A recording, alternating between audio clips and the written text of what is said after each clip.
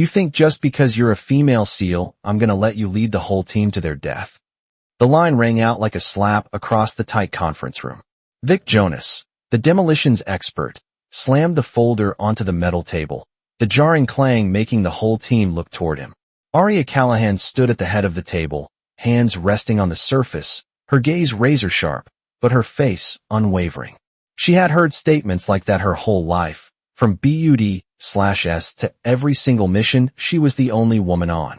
But this time, it stung deeper, because Vic was the man she had pulled back from the brink of death 3 times. Jonas, Mason Hale spoke up, his voice tired. Don't start that macho bullshit. It's not ego. Vic yelled. It's because she's hiding something. I saw her on the phone with someone last night. She went outside the base alone. That's not normal. Aria smirked. Are you spying on me? I'm watching everything that can kill us. Vic snarled. The air was thick, like kindling. Sarah Donovan, the CIA analyst attached to the mission, stood in the corner, clutching her clip file, deliberately avoiding Aria's eyes. Her silence was even more unsettling than Vic's shouting. Enough. Aria's voice cut through. We ship out in 3 hours. The Mirabelle isn't going to search itself. If you want to argue, wait until we get back. That's the problem, Callahan. Vic said softly, his voice colder than ice. I'm not sure we are coming back. Aria didn't reply. She turned away, but her heart dropped to another deep layer. Because Vic was right. She was hiding something. Last night, she received an encrypted message, just 2 words. Nolan is alive. Her brother. The one who had been missing for 5 years. The one who was declared killed in action. The one Aria blamed herself for every night because of one wrong decision that led to his team's ambush. And now, Central Command wanted her to lead the SEAL team back to the very waters where Nolan vanished, to infiltrate a ship rumored to belong to the Keller Corporation, the very organization Nolan had been tracking before he disappeared. Even as Aria's heart burned from the inside, her face remained icy. She couldn't let emotion show. Not in front of the team. Not when she was the one leading them. 3 hours later, as SEAL Team 9 Echo submerged into the abyssal black water, Mason whispered into her comms. Hey Aria, if this mission succeeds, I swear I'll buy you the world's biggest box of chocolates. Aria let out a faint chuckle. I thought you hated sweets. I do, but I want to live to buy it. Dark smoke hovered over the sea surface. The Mirabelle appeared, a giant black shadow. Eerily peaceful. Thermal sensors detect no movement. Bishop, the communications specialist, reported. Too quiet, Aria said. Team, prepare to breach. They moved closer to the hull. But as Aria placed her hand on the metal, she flinched. It was vibrating. Not from the engine, not from the waves.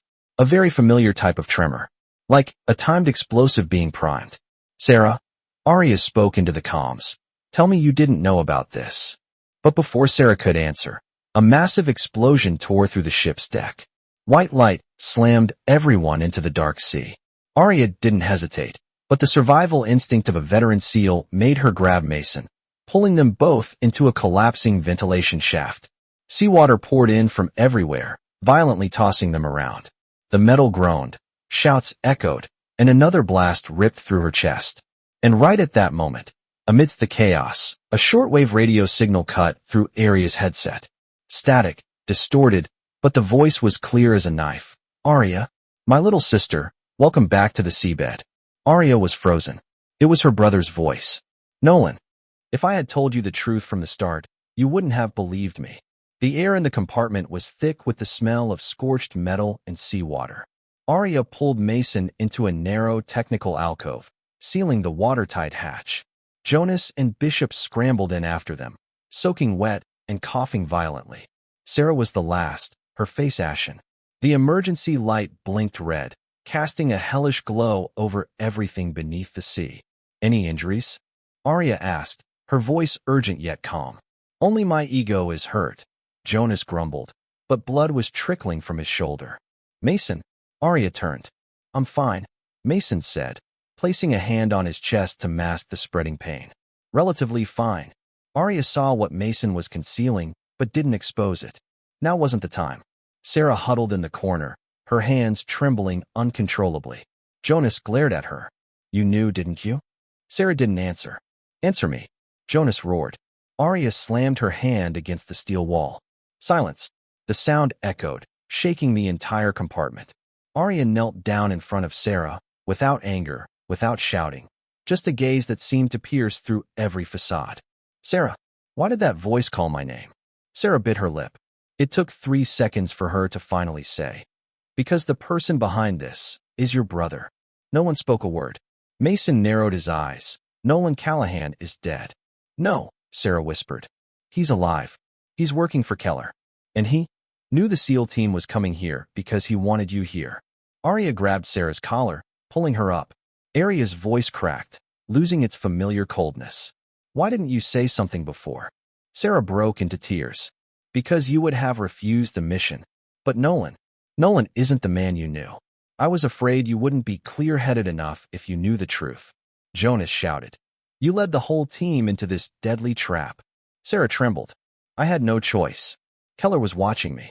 If I had spoken, they would have eliminated me first. Aria closed her eyes, struggling to maintain her breathing. Inside her was a swirling vortex of rage, pain, and disbelief. Nolan is alive, but working against her? Why is he involved with Keller? Why did he call her in that voice? Cold, alien?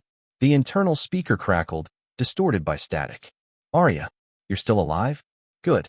I want to see you. Aria looked up. Team 9 echo. Nolan continued. You should know. Aria led me to the edge of death. Now I'm taking her to an even deeper abyss. Mason whispered. Oh, God. Jonas turned to Aria, his eyes like twin blades. Is there anything else you haven't told us, Callahan? Aria clenched her fist. Just one thing, she said, her voice low. We're not leaving here without defeating Nolan. No one expected it. In that very moment, the terrifying hunt within the depths of the ship began. Aria, you chose them over me. And that was your first mistake. The entire Mirabelle suddenly came alive, like a groaning steel monster. Lights along the hallway flickered on unnaturally, displaying distorted colors. The engine restarted, despite the heavy damage. Nolan was controlling the ship remotely. He wanted to herd them like prey through a labyrinth. As the SEAL team ran into the central corridor, the steel door behind them suddenly slammed shut. Jonas barely managed to pull his leg out. Bishop tried to open the electrical panel to hack the system, but it had been recoded. He's playing with us, Bishop said. No, Aria replied. He's leading us to one place. To kill us.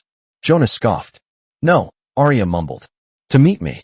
The place Nolan wanted them to go was Observation Deck 3, a large room with reinforced glass overlooking the sea. When the door opened, the lights in the room flared up, and Nolan's image appeared on the enormous screen. He still looked the same as 5 years ago, only his eyes had changed. Deeper, darker, and more painful. Aria, Nolan said, a strange smile on his face. My little sister has grown up. Aria stood before the screen, her hands slightly shaking. Nolan, what happened to you? Nolan tilted his head, as if observing an interesting creature. What happened? You want the truth? Fine. He played a recording. His team being ambushed, teammates screaming, calling for help. Nolan was shot, red blood spreading in the sea. But the thing that made Aria freeze, it was her own voice over the radio. Nolan, retreat to coordinates 621. But that was the wrong coordinate. A coordinate that led straight into the ambush. Aria collapsed, her heart feeling ripped from her chest. I didn't know. Aria said desperately. I swear I didn't know. You killed them. Nolan screamed for the first time in the recording. Because of you, they died one by one. Because of you, I was captured. And when I survived, you immediately believed the killed in action report. Nolan, you believed others over me. The air froze. Mason stepped forward. Callahan did nothing wrong. Nolan tilted his head, speaking coldly. Shut up, Hale. How much longer does your heart have left to beat? You think I don't know about your condition? Mason was stunned into silence. Nolan looked at Jonas. And you, Jonas, do you know who destroyed the mission files from back then so Aria would never know the truth? It was Sarah Donovan. The entire team whipped their heads toward Sarah. Sarah wept. I had no choice. Nolan finished the sentence that shattered the team. She is the reason my team was killed. Aria felt the world crumble, but Nolan wasn't finished. Aria, there's only one way to atone. He pointed to the floor in front of him, where a lift platform was slowly opening, like the mouth of an abyss. Come meet me. Alone. If you don't want to lose anyone else, let me go. The metal door opened, leading down to the engine room, where the temperature was high enough to incinerate an ordinary person. But Aria didn't hesitate. She removed her tactical vest, handing it to Mason.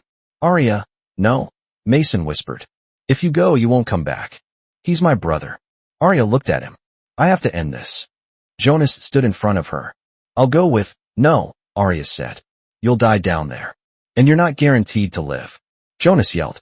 Aria simply stated, I'm used to it. She turned to Sarah, her eyes a mix of anger, pain, and reluctant forgiveness. Sarah bowed her head. I'm sorry, Sarah said. Aria replied, I know. And that was why she forgave her. Aria stepped down the steel ladder. The heat instantly scorched her skin. The red light from the alarm system made the entire basement look like the mouth of hell. Nolan stood at the end of the corridor, no longer on the screen, in flesh and blood. He turned when he heard Aria's footsteps. His face was barely the man from 5 years ago. Aria, Nolan said softly, like the wind. You finally chose me. Aria stood 10 meters away from him. Why did you do this? Nolan walked closer. Because I love you more than anyone. They wanted to kill me, but I lived to protect you. But you believed them over me. You abandoned me. I didn't know, Aria cried. I didn't know the truth. No, Nolan screamed. You chose not to know. He drew his gun. Aria remained still. Shoot, she said. If that's how you want to end it. Nolan trembled. I can't. I just want you to come back to me. Nolan, my brother, wouldn't do this. In that instant, Nolan's face changed, from anger to confusion, then to pure agony. The hand holding the gun lowered, but right then, the ship's systems began to explode in a chain reaction. Nolan was thrown back by the force. Aria lunged forward, catching him. Nolan! Aria! Nolan grasped her shoulder. I'm sorry. I only wanted you to be safe. Another massive explosion. A metal beam fell. Aria managed to shield herself, but Nolan was pierced through the chest. Blood sprayed everywhere. Aria, Nolan whispered, his eyes filling with tears. My little sister. I'm sorry. Aria held him tight. In the fire, in the smoke, amidst the groaning metal. Don't leave me again. Nolan gave a weak smile, touching her cheek. You are the most beautiful part of my life. Then he stopped breathing. Aria wailed as if her soul had been torn in two. If you survive, live for them too.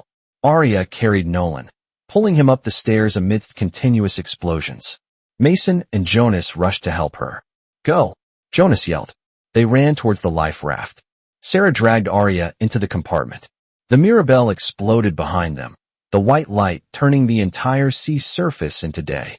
On the raft, Aria sat silently, covered in Nolan's blood. No one dared to speak. An hour later, they were rescued by helicopter. Mason was taken straight into heart surgery. Jonas had lost too much blood. Bishop vanished from the mission records, as if he had never existed. Sarah was detained for investigation. Aria sat alone in the interrogation room for 7 hours without saying a word. Finally, an officer walked in, placing a new file in front of her. Callahan, he said, we want you to command a new team. Aria looked at the file, her hands trembling slightly. Your entire old team is shattered, he continued. But you are not. You are still standing. Aria looked up. Standing, she said softly. Or just not having fallen yet. The officer remained silent. Aria stood up, placing her hand on the file. Fine, she said. I accept. Because if she was alive, she would live for Mason, Jonas, Sarah, and Nolan too. She walked out of the room. The afternoon sun poured into the corridor, warm, yet she felt nothing. Aria softly closed her eyes, whispering, I promise, Nolan, from now on, I will fight for both of us. And her shadow stretched down the end of the corridor, as if a part of Nolan's soul still walked beside her.